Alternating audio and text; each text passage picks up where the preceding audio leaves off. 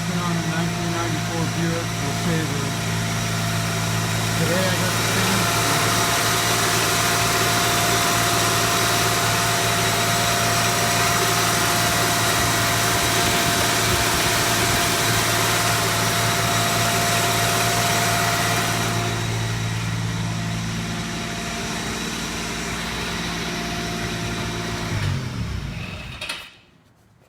And that's good, but you heard that sound when I shut the key off. That's the reason I didn't take the car to auction to try to sell it. Now what the cause of the sound is, I don't really know. Is it a major issue? Maybe. But when I did drive the car, what was happening is it would just start running really rough, and then you could like shut it off and sit there a while and start it up and take off again for a while. But it'd keep running rough for a while, but it was like when it got hot, then I started having trouble with it. So that's why I wanted to make sure those fans worked before engine removal, which they do. They don't come on with the AC max on, but my air conditioning compressor is not kicking in, which I did try to charge it, but it wouldn't take any charge, although it did check low. But apparently the system works correctly. When the coolant switch or sensor, thinks the fans need to come on, they do work. So that's a good thing. Very good. So that's one thing I shouldn't have to worry about. And I got the dealer repair manuals and service and repair manuals, the same ones the car dealer would have had in 1994. I got them at home. It goes into great detail how to do all of this stuff that I'm going to take on. I got a new transmission in the car, and now we're going to put in a new engine, and when we're done we'll have a brand new car under warranty.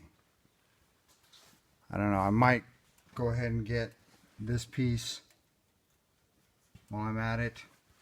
The problem is when you put in a new one, then you don't have all these tags on it. So what I did before, and it saved me on my S10, is I'll take and put that in storage. Because without that piece on the S10, I never would have been able to figure out how to set the timing correctly. It turned out you had to disconnect a wire for the ECM underneath the dash on the passenger side. And without that piece of information, you can't set the timing. You couldn't find it in a book, it referred you to the tag. So luckily I kept it, and I did find it when I needed it. But not right away though, it took a while to remember where it was, But anyway, moving on to the Buick. That's what we're going to turn into a new car. It's got a nice interior. Headliner's gone, but the seats are in good condition on this.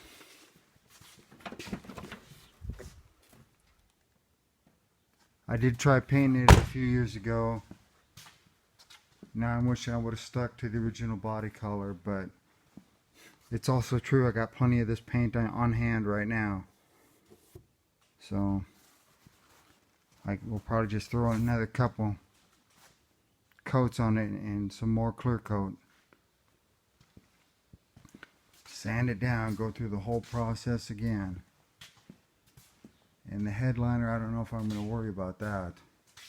Maybe, maybe not. But the interior is pretty sharp on this thing. Anyway.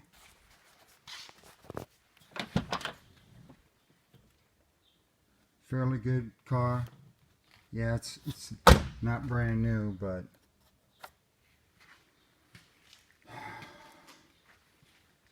The body condition is pretty good. The electrical is good. That's what I was just making sure of. I believe almost everything works. I'll have to figure out what's wrong with the AC. Of course, we'll get, new radiator hoses, a new water pump. Gotta get a new water pump. Yeah. So, and all the kind of goodies that go with it. Starter probably. I do things like that because starters ain't easy to get to. And then replacing the alternator later, that ain't really tough because it's right there. But getting to that starter down the road, that ain't so easy.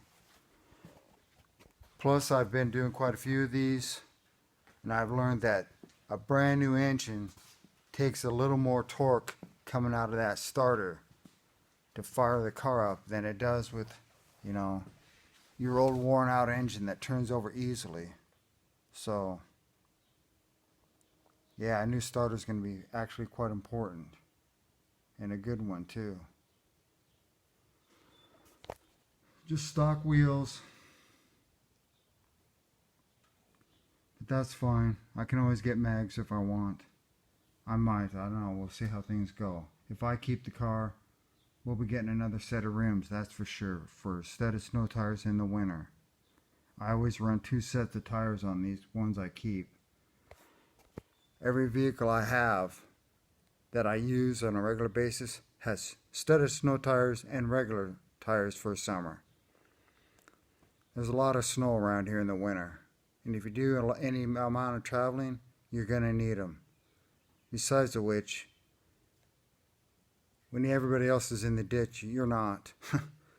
Yeah, so that's a pretty nice thing about it.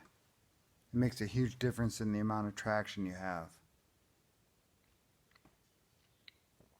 So this is John Rudy with Rudy Racing, signing off.